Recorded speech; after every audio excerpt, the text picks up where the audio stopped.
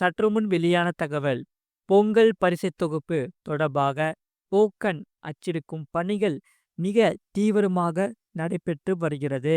தமிழகத்தில் 2,22,00,000 குடும்ப அட்டைதாரர்களுக்கு பொங்கல் பரிசு தொகுப்பு வழங்க தமிழக அரசு திட்டமிட்டு உள்ளது.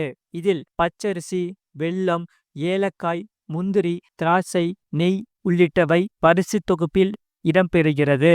அந்த வகையில் கடந்த வருடம் இதே காலகட்டத்தில் ஜனவரி 9 முதல் தமிழகத்தில் உள்ள ரேஷன் அட்டைதாரர்களுக்கு பொங்கல் பரிசு தொகுப்பு வழங்கப்பட்டது குறிப்பிடத்தக்கது. அந்த வகையில் அரசு பொங்கல் பண்டிகைக்கான கரும்பு கொள்முதலை ஜனவரி மாதத்தின் முதல் வாரத்திற்கு பிறகு மட்டுமே தொடங்க திட்டமிட்டுள்ளதாக தெரிவிக்கப்படுகிறது. இதனால் 2026 ஆண்டு ஜனவரி 14 தைப்பொங்கல் திருவிழா கோலாகலமாக கொண்டாடப்பட உள்ளது.